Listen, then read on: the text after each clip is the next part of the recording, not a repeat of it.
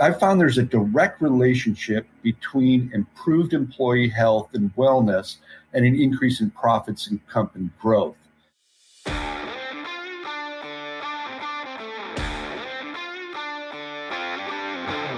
Welcome to the Two Sales Guys podcast with your hosts, Sean Whitley and Matthew Sopiers.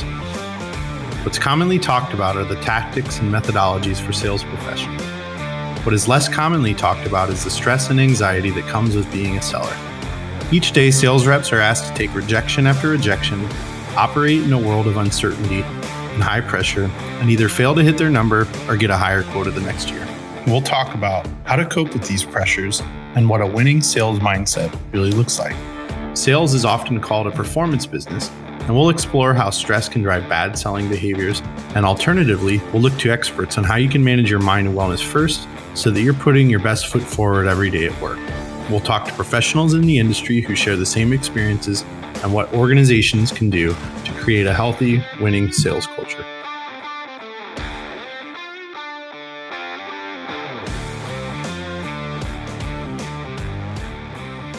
Welcome back to the Two Sales Guys. Today we have Dr. Jim Driscoll, who has 33 years of clinical chiropractic experience and is based in the Los Angeles area. Dr. Driscoll provides mobile chiropractic services, employee wellness programs, and injury prevention techniques for many businesses throughout Southern California. Dr. Driscoll specializes in sports injuries, work injury prevention, and science-based nutrition.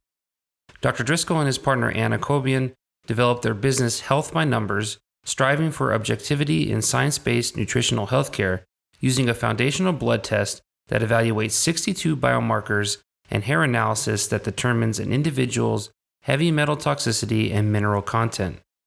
In order to maintain his own level of optimal physical and mental health, Dr. Driscoll is dedicated to resistance training with weightlifting, downhill skiing at Mammoth Mountain, and hiking in the Eastern Sierras. And with that, Dr. Jim, welcome to the show. Matt and Sean, thanks for having me. It's a real pleasure to be able to work with you guys. Yeah, we appreciate you coming on here. And I know for the listeners that don't know, Dr. Jim has been our chiropractor for a while now. I can't remember exactly how long, more than a year, absolutely, a couple years now, and have done wonders with my back. I've had lower back issues my whole life. And obviously, now that we're at home more, there's a lot of things going on. But wanted to talk with you live on the show a bit about some of the things that you and I've talked about in our sessions, because I think it's really important for our audience in the sales profession to hear some of these interesting things that you've brought up. So just to kind of kick things off, I know that you have a background in sports and obviously your career in the chiropractic space, but you've shifted to helping companies with like their overall health and wellness initiatives, and would love to know how you ended up making that shift.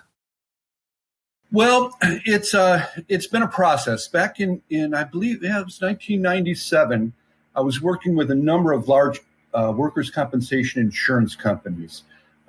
In that framework, I was treating patients and doing industrial disability evaluations. And at that time, one of the big carriers contacted me to put together a program of injury prevention involving employee stretching and exercise, and that was in response to the Cal OSHA ergonomic standard at the time.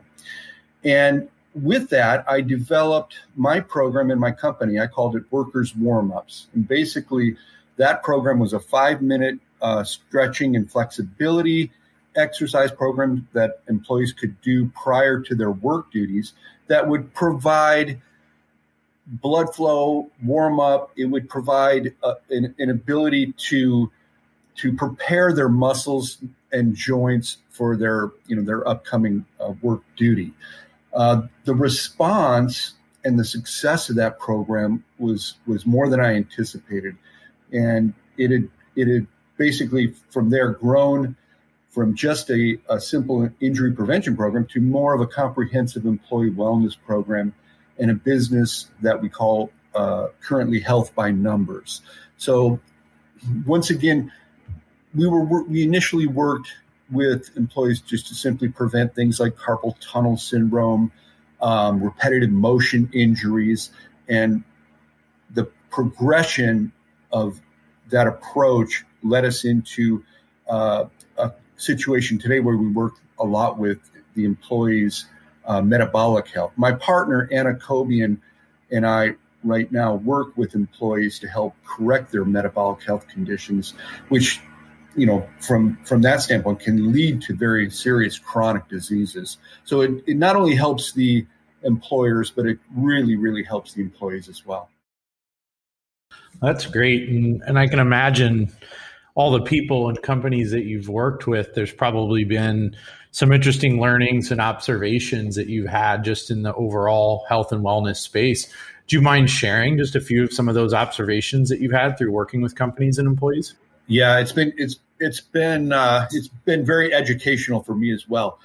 From the employer standpoint, there's been a significant reduction in workers' compensation costs and a dramatic increase in productivity. When you're talking about just, from the surface, a company who has a great deal of healthy employees is going to be much more productive than one that is struggling with the health problems that can, limit that company's productivity. So in the 23 years of working with, I'd say, hundreds of companies, I found there's a direct relationship between improved employee health and wellness and an increase in profits and company growth. From an employee standpoint, it's just incredible to see the confidence, motivation, energy that comes with improved metabolic health in the form of weight loss, the reversing of type 2 diabetes, the improvement in cardiovascular health, the increase in immune response, employees' improved cognition, and a decrease in their visual appearance, and in the form of subcutaneous and visceral fat, and with an increase in muscular growth. All of this can be achieved through lifestyle changes and optimum nutrition. So when we started, it was a simplistic approach to help employers save money. And what we've done is basically worked from an approach of a win-win from both the employer and the employee standpoint. So I think, with everybody working remote these days and people being home, I know you and I have talked about this, but I think this is an important topic. I don't have that super comfortable chair that my boss, bought for me at the office, and I don't have the multiple monitors that are on a desk and things like that. I'm working at home in these various different locations, and obviously that's impacting me. I might be, kind of jumping the gun here a little bit, but I think for our audience sake, like, I'm sure they're in a similar boat, especially sales professionals. They're taking calls everywhere they can. They're working from the kitchen counter, or they're sitting in their bed or on the couch with their laptops, right? It's a different situation. And so I'd love to hear a little bit about what you're seeing around that, and if there's any sort of techniques that you could share with the audience around what they can do for, optimal posture and avoiding any sort of detrimental impact to their bodies just because of this change of scenery. Yeah, and it really is a whole new world. And there is a lot of benefits in working from an office. And when I work with companies, one of the roles that I have is to go in and look at their ergonomic setups, and that translates into employee posture. What I try to do is set up a ergonomic environment that will minimize the stress placed on the muscles and joints relative to the work duties that they're performing. So, example, in an office environment, what I try to do, and then I in this new environment of COVID and working at home, I try to help the employees understand that the same principles can be applied. Now, obviously, in a work situation, you may or may not have, much better equipment to work with, but it's not necessarily the equipment that's going to dictate your posture. It's how you set up that equipment. So in three basic areas that I recommend to people to be aware of is the chair positioning, chair height primarily, the keyboard placement, and the monitor height. So just from, like I said, a basic concept, I try to get people to get their chair height so that your knees are going to be lower than your hips. And what that does for the individual is places their lumbar spine into what we call a more lordotic position, a forward curve into that position. There used to be back, I don't know, I guess they still may have them out, but there used to be these chairs that you could buy that the seat pan of the chair that you're sitting in would be angled downward, and there would be a platform for your knees to kneel on. And what that did for you is it created that concept that I was just describing, where you would have a forward lumbar lordotic curve. But the problem with that situation was you were putting a lot of pressure. I used to have one of these chairs. You'd put a lot of pressure on your knees, and in an extended time period, the blood would get cut off to into knee joints, and you'd get numbness in your knees. So I guess they may have phased out in that respect because of that problem. But you can still design a chair setup to where your knees are going to be lower than your hips. It'll provide a nice smooth forward curve to your low back, which is the strongest position for your lumbar spine to be in. What you're trying to do is mimic the same position that you would be in standing as you would be sitting.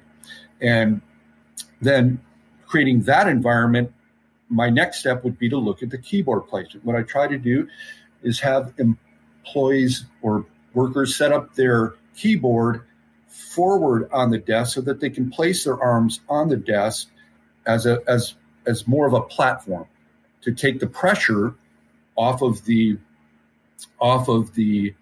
trapezius muscles that would be involved in supporting the arms without a platform. And you can kind of do an easy test with this by basically placing your forearms with your arms bent at a 90-degree angle on a desk, place the other hand on your trapezius muscles. Now lift that arm off the desk, and you'll realize the contraction in that trapezius muscle that's involved in doing that.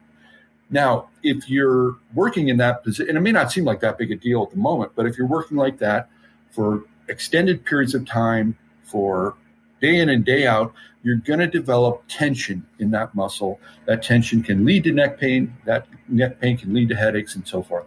So by providing a platform for your arms to rest on will help relieve the tension in that upper thoracic, lower cervical region of the body. And the third component would be to look at your monitor height. And once again, a lot of these ergonomic modifications may not seem like that big a deal, that we're talking about maybe millimeters or inches, but those little changes can make a world of difference in the long run. You have to look at things, in the respect of not just, minute by minute, but days and weeks, months, and years. So what I encourage people to do is to raise their monitor, whether it be freestanding monitor or a laptop, so that your horizontal line of sight, looking straight ahead, would fall somewhere between or somewhere around the upper 1/3 line of that monitor screen, and which would place your neck in a nice, smooth forward curve, or a nice neutral position, not looking down and not looking up. And once again, trying to alleviate as much stress placed on the muscles and joints as possible when you're working. One of the problems I find nowadays with people working from home is that they switch their their nice ergonomic positions that they would have at work to more of the couch, to more of the bed, to more, they come up with all different, working at the kitchen table. And a lot of these things, like I said, over time can really lead to postural complications, which then again leads to pain, stiffness, and a need for my services. These are such basic things, And, I'm checking myself as you go through the three areas that you talked about here and identifying even in myself the issues I have. My keyboard is in a good spot, but definitely my knees were not in the right position in terms of height. And my monitor was too high, I think, as you walked me through those. A couple of follow-up questions. The first one would be, when you go into these companies, how, if you could estimate what percentage of the people in these companies are getting things like this wrong? Is it pretty widespread? And do you see this as being a pretty chronic issue for most people that they have these things wrong? In terms of the ergonomics, I would say a large percentage. It's hard for me to estimate, but it's a large percentage of the people have them wrong. And it's a type of thing where going into a position of comfort is maybe a little bit different than going into a position of protection. And sometimes it takes a little bit of patience to have that become part of your daily habit. In other words, like what I see a lot of times when I go into companies is that, people will, use the chair as more of a lounge chair, or they'll have an environment where they have the computer or the keyboard off to one side and they're rotated looking at something else. And it's, a lot of it is based on comfort rather than protection. But with education and understanding that the right positioning is basically going to lead to strength and stability, and to work through maybe a little bit of the initial uncomfortable feeling of that, or the change in that, is only going to be to their benefit. It's really cool. And I think, there's a phrase for the types of work that people like Sean and I do now. It's called knowledge workers, which are people that are sitting behind laptops every day. And we tend to think that that's obviously a very mental capacity job. It's that we're thinking and we're using our brains. And what's lost is the physical element of what we're doing a lot of times. But I think it's important. Even I was talking to some of the people that have worked on my team about their efficiency and how they work and how they set up their workspace in the order to move quicker across the tasks that they're doing things. And it kind of felt weird coaching them on the physical part of their jobs, because normally we're so used to just coaching them on the mental part of their jobs. And so, do you see, or do you think people will find it strange, like tomorrow, if I, as part of my onboarding process with new hires, gave them a little bit of a spiel on how they should be sitting? Oh, I don't. I find that only to be productive, and it's one of those things where, in most cases you're going to find that once people realize that position, that correct position, in most cases they're going to realize they're going to relate to you how good it feels. And that's what I find when I go into companies. I'll make minor modifications. I may change the seat height a little bit, and once again, raise that monitor. I put them in that position, and they go, "Oh, wow, that feels good." I didn't even realize that I was doing that wrong. And so, yeah, I think it's very, very helpful. And even to take it a step further, basically, we've been focused our discussion on the physical modifications to the actual workplace equipment. But a lot of people forget the modifications that they can make to their actual physical bodies. And what I find nowadays, and once again, especially working at home, people get stuck in this position for far too long. And that's when the problems the problem with this, with when you look at this from a longevity standpoint, is that the muscles and joints have a neurological memory to them. It's basically called muscle memory. And for example, if you broke your arm, you put it in a cast, you leave that arm in a cast for 6 to 8 weeks, and you take the cast off. Well, your arm is bent. It's not going to straighten out very easily, and you have to really work with it to get it to straighten out because of the muscle memory. The ligaments have tightened in some areas and they've lengthened in others, and the muscles do the same thing. So you have to retrain or erase an old memory and put a new memory in. So that's by changing your physical equipment at the workplace or in your work environment. You're basically training your body to assume a muscle memory that is going to be more ergonomically fit for that individual. And with that in mind, there's also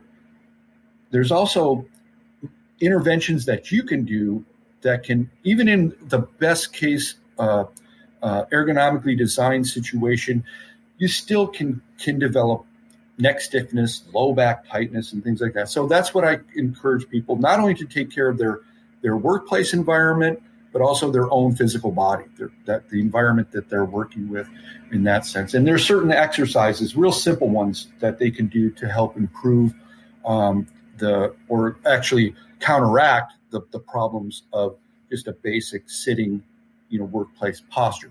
One of the things I think probably across the board, the number one exercise that I recommend to the people I work with and that your listeners could do is something that my partner, Anna Kobian, had introduced me to. She has been a yoga instructor for, oh gosh, I'm probably going to age her, but it's been quite some time. Let's put it that way. Anyway, it's a posture or an asana in yoga that's called pranayama breathing. And the listeners can basically YouTube that. There's many examples of it that are available. And it's a very simple exercise that you can take a 30-second break from your seated posture, stand up, do this breathing technique, and not only will it help counteract the muscle memory that's being instilled in you by your workplace posture, but it will also it fills your body with freshly oxygenated blood. It helps to counteract the position of the cervical spine when looking at a computer. It'll help to restore the normal cervical curve, and it also will work on keeping your shoulders in a back upright position, which will then bring the head back over center, allowing the muscles in your upper back and lower cervical area to relax. So it's a simple technique that can be done, and it's just a matter of being consistent with it and doing it on a regular basis. Thank you for that. I mean, I think it's sometimes the smallest things that can have the biggest impact, and also the smallest things that can be overlooked on a daily basis. I know myself, like some of these things that you mentioned now are things that I'm already making mistakes on that, as I said before, brings a bit more awareness to what issues I might be creating. And I can't wait to see the results from some of these little tweaks that you mentioned.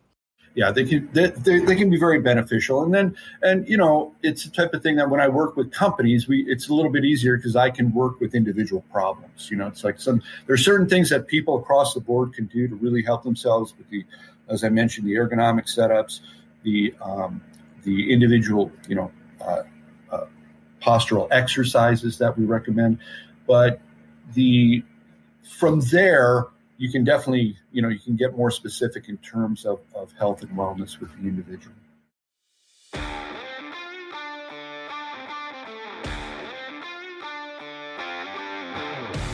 When Sean and I started out on the Two Sales Guys podcast, we had to do a lot of research, and there was things that we had to learn about in order to get this to the point that we're at today. And with that, we had to do a lot of digging into technology and tools to help us create high quality podcast episodes. And one of the bigger challenges Sean and I had was that we would be remote and separate from recording all of the interviews and episodes for the Two Sales Guys.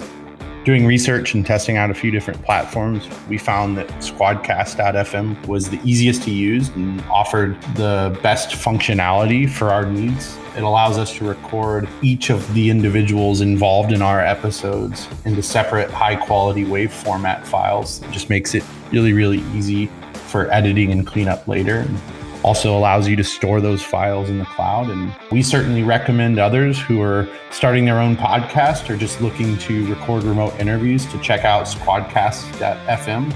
If you'd like to get a 7-day unlimited trial, go ahead and visit the2salesguys.com/squadcast.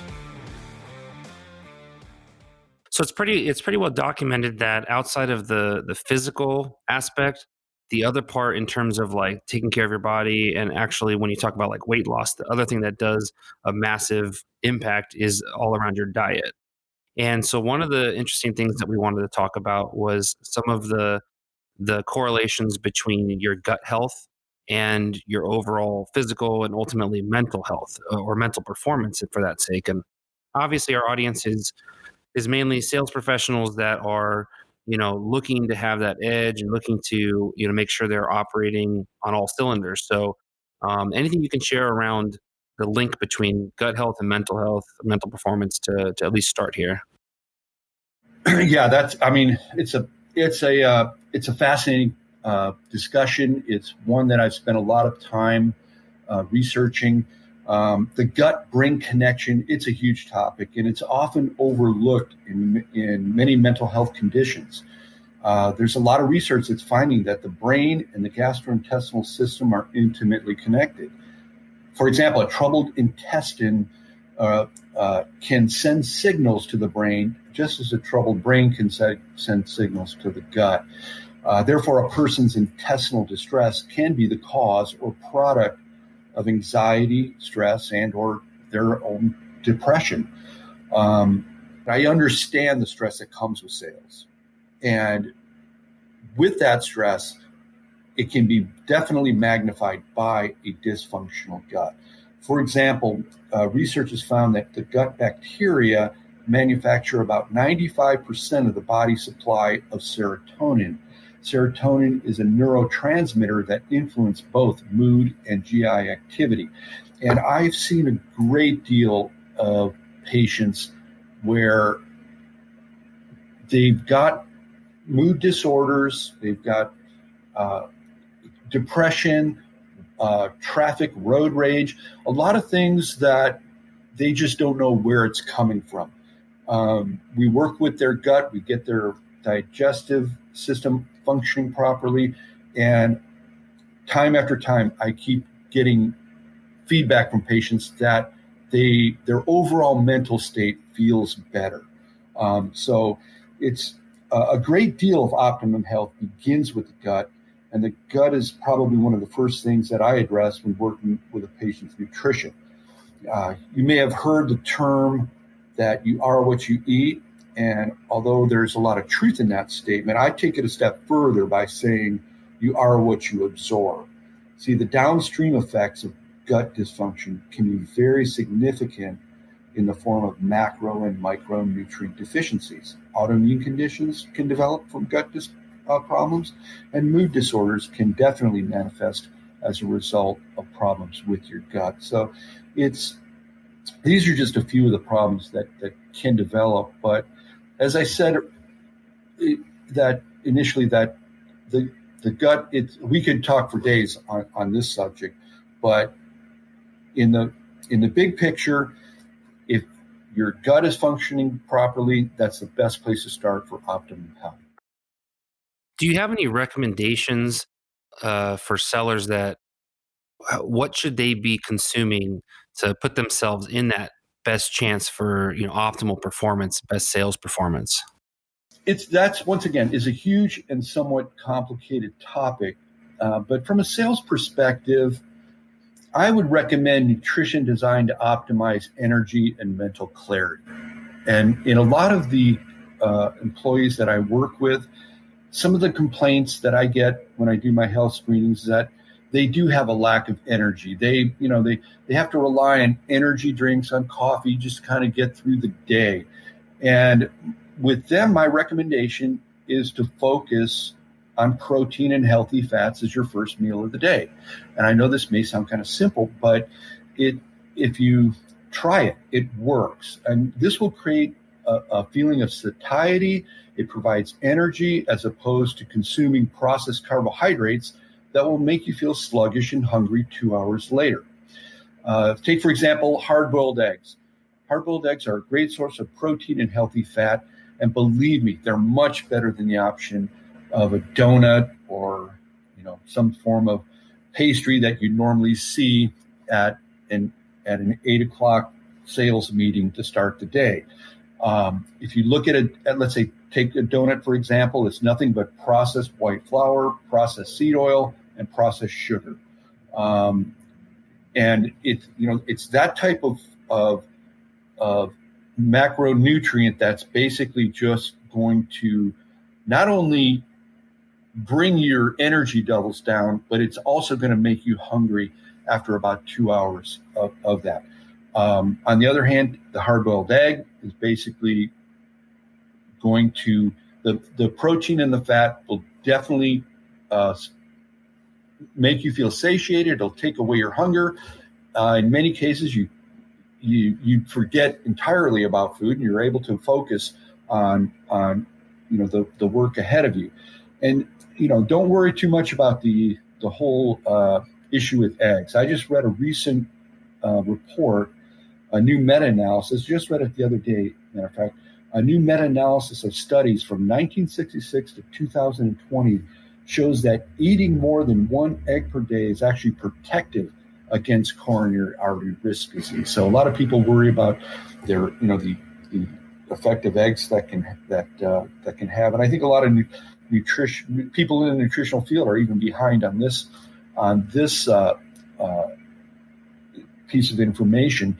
But the studies show that there's nothing really to worry about in that sense in terms of coronary artery risk disease. So bottom line is the eggs are extremely healthy for you and much better option than what I'd mentioned in terms of the donuts or the pastries that a lot of people are used to eating. Yeah, I mean, I can echo that because as I've followed loosely the keto diet, getting away from the carbs and the sugars, and focusing more on eating healthy fats and protein. And by doing that, by shifting that, I've noticed my body not having that afternoon slump. I really don't have that 2:30, 3 o'clock, like where I'm just so tired. I need to go and get some pick me up. Now that we're remote, I could make an excuse to go take a quick nap instead of, just going to the office, kitchen and getting something to drink or some candy or something to perk me up, but to make it through the end of the day. But I've really felt that change. And, I've heard people say that forever. I always thought it was like, oh, you're eating better and like you feel more energy and more focused. And it was just, like, yeah, you're just trying to like psych yourself up on the diet that you're on, that it's working, and you're basically lying to yourself. But like in all fairness, like ever since I started focusing on this keto diet, I have been much more awake in normal awake hours. I've actually been sleeping less, and this is a whole nother factor with the kids and all that stuff that's happening. But even with the less sleep, I'm not feeling as tired during the day as I was before when I was getting better sleep and not eating properly. And so, personal anecdote here, like literally eating proper nutrition, the right things to fuel your mind, which I think you've mentioned to me, it's like a significant portion of fat in your brain. It's made mostly of fat and water. So you need to make sure you're feeding that and replenishing it with the proper things. So I can echo everything you're saying and how it's worked for me in my life. Yeah, and that's great. I love to hear that because the science is out there, and there's a tremendous amount of new information that is being discovered that can make a huge difference in our day-to-day lives. You can take a lot of what we call biohacks or approaches to your own health and nutrition to some pretty amazing levels. The brain functions really well on fats and ketones, and that's probably what you're experiencing by switching over to that type of diet. My personal dietary program, I basically practice what's called intermittent fasting. A lot of the readers may be familiar with this. I basically eat in an 8-hour window through the day and fast for 16 hours. I find that by doing that, it gives me a tremendous amount of energy and mental clarity as well. I basically don't eat until probably 11 o'clock or noon each day. I eat 2 relatively large meals per day consisting of, like I said, healthy animal protein, healthy fats, and carbohydrates in the form of vegetables. I don't eat a lot of, I don't eat basically any processed food, or try to avoid it as much as possible. But in that type of approach, I found that it basically takes my mind off of food and puts it on more constructive things that I do day in and day out. Based on the work you do and all the experience that you have, how does COVID-19 change the way that we need to think about overall well-being and health? That's a great question, Matt. And, if people didn't take their overall health and well-being, if they didn't make it their priority before COVID, I certainly hope they would now. I mean, I'm sure you've heard of the strong correlation between the severity of symptoms and severe outcomes of COVID-19 in individuals with metabolic comorbidities. There was a recent study from the University of North Carolina, and it found that 88% of Americans are metabolically unhealthy, which puts these people at a great risk for chronic disease. The metabolic health that I've been talking about was defined as having optimum levels of a number of things. Number one, blood glucose, triglycerides, HDL, blood pressure, and waist circumference. In the majority of the companies and the employees and the patients I work with, I'd probably say that at least 90% of them have at least one of these metrics outside of the optimum or healthy range. Now, this is a significant finding on its own, but now you throw in COVID-19 and it magnifies the problem tremendously. And it's, in this whole COVID environment, you hear about, some people who will not have a problem with COVID. They describe it as having a mild flu and they're fine. Other people, obviously, the outcomes can be far more serious. Now, in general, I would think that a condition or a person who is metabolically healthy is going to fare far better with their immunity and in relation to this virus than one who isn't. And so this metabolic health that I've been talking about, it can be obtained and maintained with lifestyle changes and nutrition. And it's shocking to me to see how much processed food, how much sugar, soda, polyunsaturated processed seed oils, toxic chemicals that are still being consumed, and combine that with the stress, the sedentary lifestyle, the lack of good sleep and sunshine. And it's no wonder that 88% of Americans are metabolically unhealthy. When I heard about this whole correlation between the severity of COVID-19 and comorbidities, I looked at it as in one sense, as a positive thing, that maybe it would wake people up, that they would start to realize that, I'm better off if I can get my body healthy to live with these kind of conditions, because, it's hard to say where this is all going. I don't think we're ever going to get rid of these type of viruses. So, rather than having the virus beat me, I'd like to give my own body, my own health, the best opportunity to deal with it, rather than not. Yeah, give yourself a fighting chance, right? Exactly.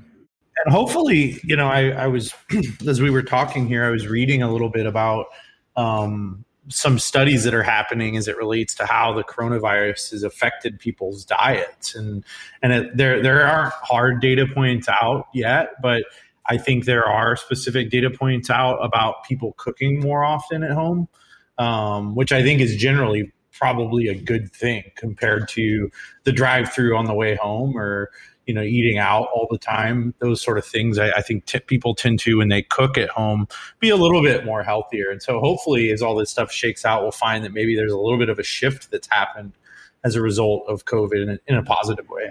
Yeah, I can only hope so too. And like I said, if there's anything that could be positive from this whole experience in the last year, would be that people would become more aware of their own personal health and how nutrition and lifestyle changes can have an effect on improving, their own level of health.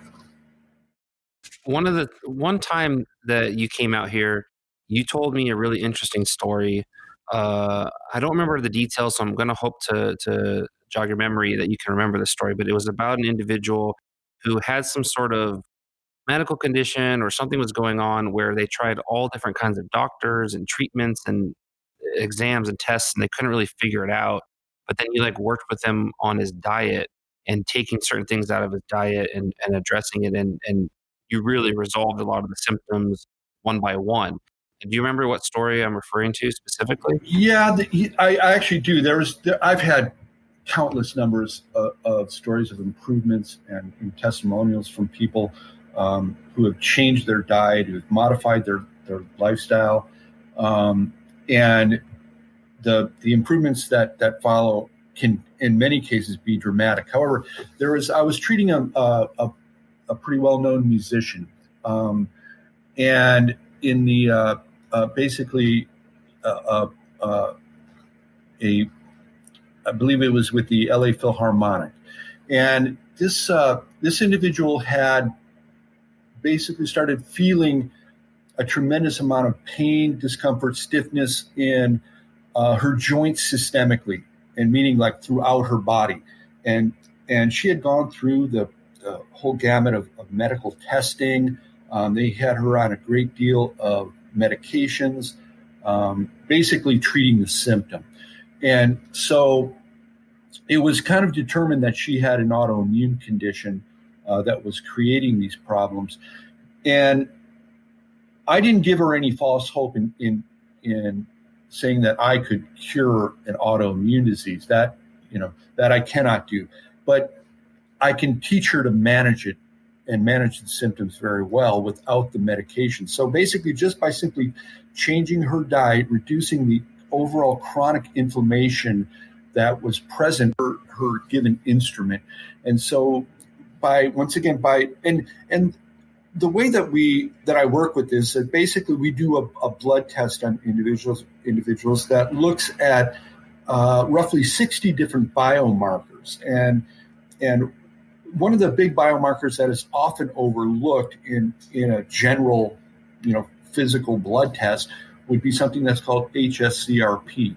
This is a measurement of chronic inflammation throughout the body. In this individual, it was extremely high. So the main goal by looking at that is to reduce the conditions that would create that type of chronic inflammation. And that type of inflammation can come from abnormalities in the gut and from her diet. So by simply, and not getting into a great amount of detail, we basically changed this individual's diet to where we were able to monitor that inflammation level as it dropped, her symptoms basically started to disappear. So and what we basically did was give her the tools and the information to work with that on her own and manage it as well. Once again, we did not cure the autoimmune condition, but we taught her how to manage it without the use of drugs, which can carry with them a great deal of side effects and lead to other problems, but more of a way to where her body can deal with it in a way that's much more healthy for her in the long run. I think it's a neat story, and I thought a lot about when people are sick a lot, there starts to be like a negative perception about that individual from the company side, which is shitty from the company side. But I do know managers who don't necessarily trust all the time individuals who are sick often, whether or not it's true. And that's kind of disappointing. But then what they do is they start to, use phrases like not as reliable, not as committed, not as, as accountable. And that's kind of a shame. And I think it just highlights the importance all around for the individual. And I can imagine the person you're talking about, the type of life she was able to have after you were able to help her. Oh, and I see it across the board. I mean, I work with companies where it's like I said, I'd say 95% of the employees in that company, and these are large companies, have, some form of metabolic problem. And, it carries over to where, they start missing work because of this symptom or that symptom. They are looked at as unreliable. They're looked at as if they're faking it. And there's just there's a lack of education on both the person perceiving that employee and the employee themselves. And when you see the transformation, it's remarkable. I mean, it grows. What I've found is that I can work with, let's say, an individual at a company, and let's say they have a weight problem that they've been working years and years, and they followed this diet program and that diet program, and they may have lost 20 pounds, but then they gain back 40, and it's just this up and down cycle of weight loss and weight gain. But when we work with them and give them the tools and the education on how to lose that weight and keep the weight off, permanently, all of a sudden the other employees that they work with start seeing this, and it becomes contagious. They start saying, well, what are you doing? How's that working for you? And then that grows through the company exponentially. There's just a better overall feeling in terms of the production that's being, that's taking place in that company. People are excited to work. They're excited to work, in the group of people that they're in. It's just an overall, beneficial experience in every way you look at it. Yeah. Well, and Sean, you don't necessarily have to include these questions. They're off topic. Maybe they'll be interesting for the content. But I was researching a little bit about, because when we spoke on our prep discussion, we talked a little bit about the role of the employer in all of this, and you talked about tracking the bottom line as it relates to employer health, and I saw like a couple, I guess, hurdles that would get in the way of a company taking a more active role in both understanding their employees' health and ultimately measuring the impact of it on their bottom line. One was like the data itself. So like, how do you get employees to feel comfortable sharing their health data with their employer? The second was potentially discrimination, which is, employers looking for healthier individuals, which could ultimately lead to, them looking for younger people, or, discriminating against people that may be older, have more health issues. I'd love to just get your take on both of those things in terms of, have you ever experienced or discussed or observed those types of issues or hurdles in this whole thing that you've kind of worked on with employers? Yeah, that's a great question. And I have, and that has to deal a lot with the HR department and how they basically approach that situation. I have my own methods, but a lot of times, like you said, that does not fit into the rules and regulations of employment. So what I found to be most effective is basically education and opportunity. In other words, the employer through the HR department will provide opportunities for people and education to improve their overall health as an actual benefit, a workplace benefit to them, not as a requirement, right, but a benefit. In other words, so they would have these programs available, or this education. I do a lot of lunch and learn lectures, where it's not mandatory, but yet it provides an environment that the employer actually cares for that individual. And believe me, I've worked in companies where they don't care. They really could care less about an employee's health, well-being, because they're replaceable. If they get hurt, or they have a health condition, they're let go and they're replaced with somebody else. But the companies that really provide the education and the opportunity, it's incredible to see how well they do. And believe me, I've seen companies that take it to an extreme, where they actually have designed workout areas for the employees to use. They have kitchens, that fully equipped kitchens that the employees can use to bring in their own food and make their own food. And from a observational perspective, those companies it's amazing how productive they are and the overall enthusiasm of the employee to work. That's well put. I guess, as we wrap up here, what any parting words of advice for either employers that are thinking about health and wellness, or just, employees that are thinking about how they manage their health and wellness during everything that's going on? Well, from my perspective, I think you have to find your why. In other words, why do you want to be healthy? From an employer standpoint, why do you want healthy employees? Because they produce more because they are healthy. Okay, they have more energy, they have more motivation. Why do I want to be healthy? Well, for me, I'm a fanatic downhill skier. I want to ski well into my hundreds.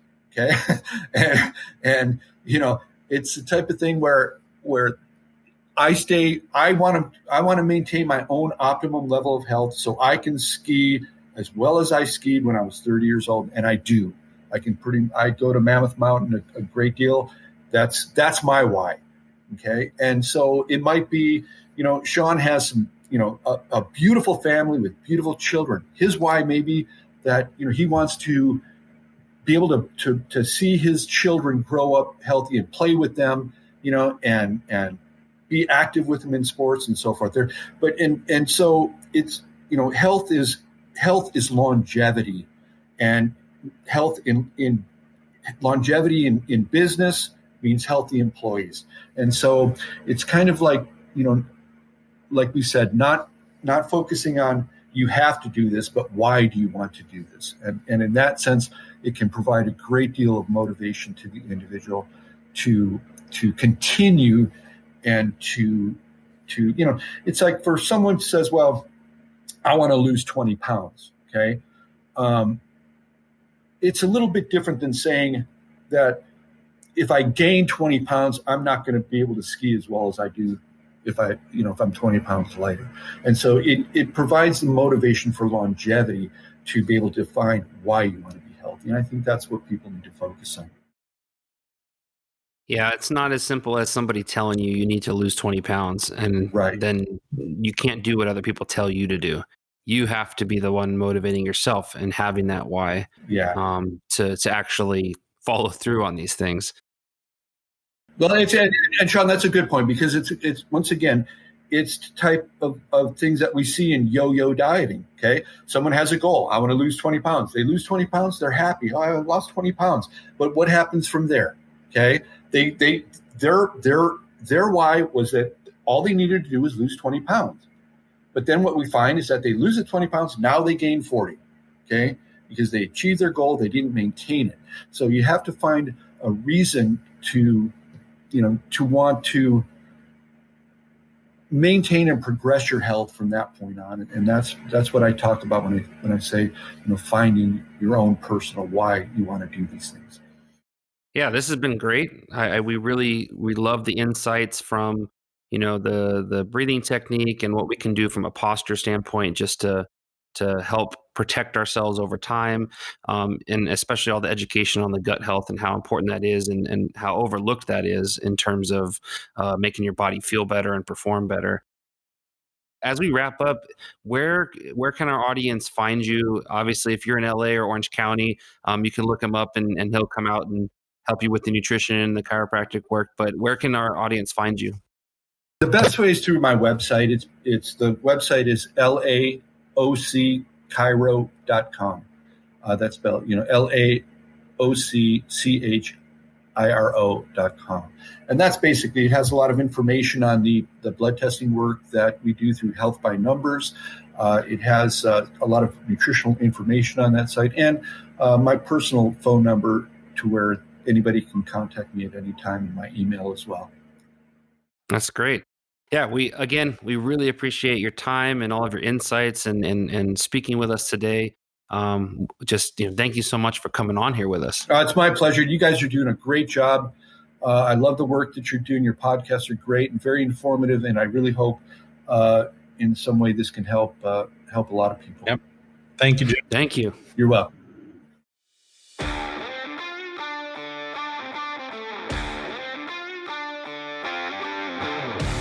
As always, thank you so much for listening to the Two Sales Guys.